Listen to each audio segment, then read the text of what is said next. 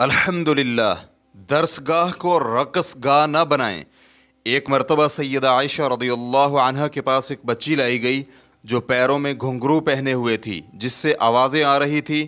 سیدہ عائشہ رضی اللہ عنہا نے اسے دیکھ کر فرمایا، اس طرح کی بچیوں کو میرے پاس اس وقت تک نہ لایا کرو جب تک کہ ان کے پیروں میں موجود گھنگرو نہ کاٹ دو، اس لیے کہ میں نے رسول اکرم صلی اللہ علیہ وآلہ وسلم کو یہ ارشاد فرماتے ہوئے سنا کہ اس گھر میں فرشتے داخل نہیں ہوتے جس میں گھنٹی ہو۔ ہمارے تعلیمی اداروں میں ایک سوچے سمجھے منصوبے کے تحت معصوم بچے بچیوں کو ناچ، گانا اور موسیقی سکھائی جا رہی ہے اور اسے فن و ثقافت کا نام دیا جا رہا ہے۔ قسم ہے اس ذات کی جس کے قبضے میں ہم سب کی جان ہے، یہ ناچ، گانا اور موسیقی محمد عربی صلی اللہ علیہ وآلہ وسلم کا کلمہ پڑھنے والے مسلمانوں کی ثقافت کا نہ کبھی حصہ تھا اور نہ رہے گا۔